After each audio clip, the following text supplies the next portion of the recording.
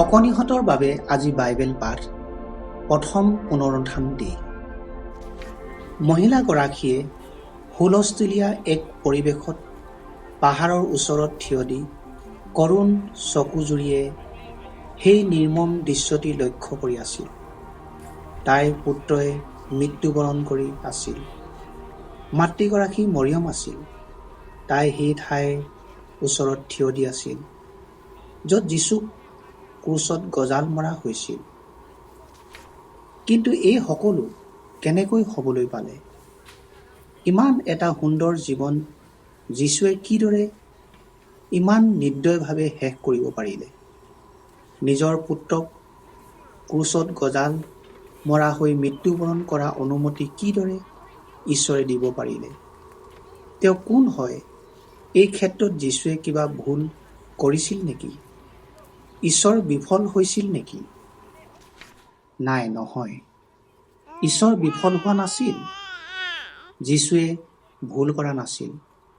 প্ৰতি মুহূৰ্ততে যীচুৱে জানিছিল দুষ্ট লোকবিলাকে তেওঁক মৃত্যুদণ্ড দিব। আনকি যীচু কেঁচুৱা থাকোঁতে চিমিউন নামে এজন বৃদ্ধ লোকে মৰিয়মক কৈছিল যে আগত থকা দিনবোৰত দুখ আছে। যীচুক বধ কৰা কিছুদিনৰ আগতে এগৰাকী মহিলাই আহি যীচুৰ চৰণত সুগন্ধি দ্ৰব্য ঘঁহি দিছিল। শিষ্যসকলে আপত্তি কৰিছিল, এনে হানি কিয়? যীচুৱে কৈছিল, তাই উত্তম কাম কৰিলে। মোক মৈদামত থোৱা বাবে তাই এই কৰ্ম কৰিলে।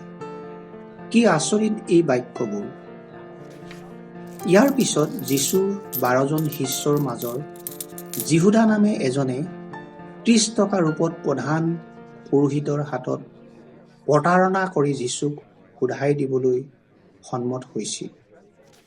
নিস্তাৰ পৰ্বৰ সময়ত যীচুৱে তেওঁৰ শিষ্যসকলৰ লগত শেষ ভোজন কৰিছিল। তেওঁ শিষ্যসকলক ঈশ্বৰৰ প্ৰতিজ্ঞা আৰু তেওঁক প্ৰেম কৰা সকলৰ প্ৰতি তেওঁৰ প্ৰেমৰ বিষয়ে অতি আচৰিত কথাবোৰ কৈছিল। তাৰ পিছত যীচুৱে তেওঁলোকক ৰুটি আৰু পানপাত্ৰ দি তেওঁলোকৰ মাজত ভগাই খাবলৈ দিলে। ই তেওঁলোকক সোঁৱৰাই দিব যে পাপ ক্ষমাৰ কাৰণে যীচুৰ শৰীৰ আৰু তেজ দিয়া হৈছিল।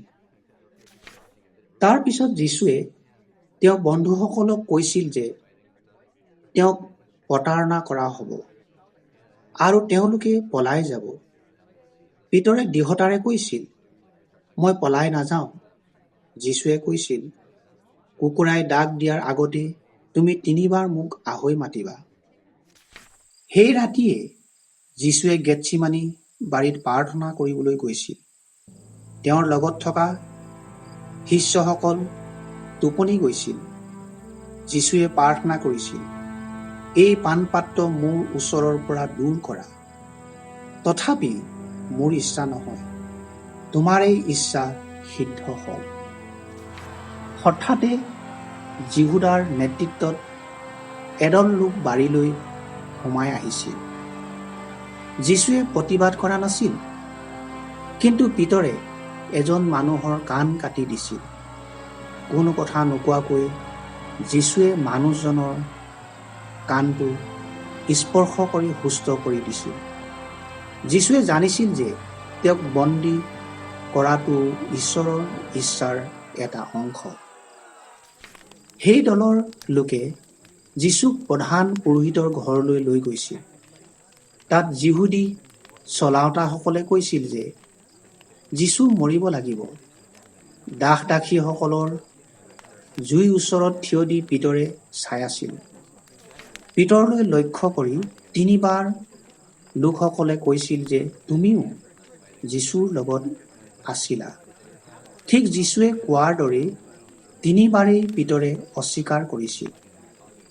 পিতৰে আনকি অভিশাপ দি গালিও দিছিল। ঠিক সেই সময়তে কুকুৰাই ডাক দিলে। পিতৰলৈ ই যেন ঈশ্বৰৰ কণ্ঠস্বৰ আছিল। যীচুৰ কথা সোঁৱৰণ কৰি পিতৰে শোকেৰে ক্ৰন্দন কৰিলে। যিহুদাও অনুতপ্ত হৈছিল। তেওঁ জানিছিল যে যীশু কোনো ধৰণৰ পাপ বা অপৰাধৰ দোষী নাছিল। যিহুদাই 30টা ৰূপৰ মুদ্ৰা পুৰোহিতসকলৰ ওচৰলৈ লৈ গৈছিল, কিন্তু তেওঁলোকে সেইটো নললে। যিহুদাই পইচাখিনি পেলাই দিলে আৰু বাহিৰলৈ ওলাই গৈ নিজকে ফাঁচি দিলে। পুৰোহিতসকলে যীশুক ৰোমৰ গভৰ্ণৰ পিলাতৰ ওচৰলৈ লৈ আনিলে।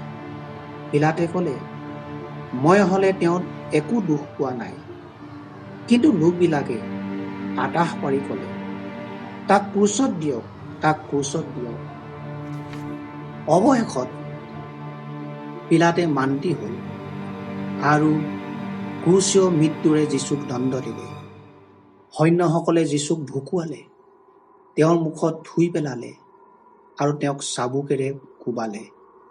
দীঘল জোঙা কাঁইটেৰে এটা কিৰীটি সাজি হেঁচা মাৰি তাক যীশুৰ মূৰত সুমুৱাই দিছিল। তাৰপিছত যীশুক কাঠত ক্ৰুচত গজালেৰে বিন্ধি মৃত্যুবৰণ কৰিবলৈ দিলে। যীশুৱে প্ৰতিটো মুহূৰ্ততে জানিছিল যে সেইদৰে তেওঁৰ মৃত্যু হ'ব। তেওঁ এইটো জানিছিল যে তেওঁত বিশ্বাস কৰা জনৰ কাৰণে তেওঁৰ মৃত্যুৱে তেওঁলোকৰ পাপ ক্ষমা কৰি দিব। দুজন চোৰক যীশুৰ দুয়ো কাষে ক্ৰুচত দিয়া হৈছিল। এজনে যীশুত বিশ্বাস কৰি পৰম দেশলৈ গৈছিল, আনজন নগ'ল। কেইবা ঘণ্টাও যাতনাত কষ্ট পোৱাৰ পিছত যীশুৱে সিদ্ধ হ'ল বুলি কৈ মৃত্যুবৰণ কৰিলে। তেওঁৰ কাম সম্পূৰ্ণ হৈছিল। এটা ব্যক্তিগত মৈদামত তেওঁৰ বন্ধুসকলে তেওঁক সমাধিস্থ কৰিলে। ৰোমান সৈন্যসকলে মৈদামখনত মোহৰ মাৰি পহৰা দিলে। কোনো ভিতৰলৈ সোমাব বা বাহিৰলৈ ওলাব পৰা নাছিল। যদি এই কাহিনী শেষ হ'লহেঁতেন, ই কিমান দুখজনক হ'লহেঁতেন। কিন্তু ঈশ্বৰে কিবা এটা বৰ আচৰিত কাম কৰিলে। যীশুৱে মৃত অৱস্থাতে নাথাকিল। সপ্তাহৰ প্ৰথম দিনা অতি দুখমোকালিতে যীশুৰ কেইগৰাকীমান শিষ্যই মৈদামৰ পৰা শিলচটা বগৰাই থোৱা দেখিলে। যেতিয়া তেওঁলোকে ভিতৰলৈ চালে, তেতিয়া তেওঁলোকে যীশুক দেখা নাপালে। এগৰাকী মহিলাই উচুপি মৈদামৰ কাষত থিয় দি আছিল। যীশুৱে তাইৰ আগত দেখা দিলে। আন শিষ্যসকলক এই খবৰ দিবলৈ তাই ততালিকে লৰ মাৰি গ'ল। যীশু জীৱিত। যীশু মৃতবিলাকৰ মাজৰ পৰা উভতি আহিল। অতি সোনকালে যীশু তেওঁৰ শিষ্যসকলৰ ওচৰলৈ আহি তেওঁৰ হাতত থকা গজালৰ ঘাঁবোৰ দেখুৱালে। ই সত্য আছিল, যীশু আকৌ জীৱিত হ'ল। তেওঁক অস্বীকাৰ কৰাৰ কাৰণে তেওঁ পিতৰক ক্ষমা কৰিলে আৰু সকলোকে তেওঁৰ বিষয়ে প্ৰচাৰ কৰিবলৈ তেওঁ শিষ্যসকলক ক'লে।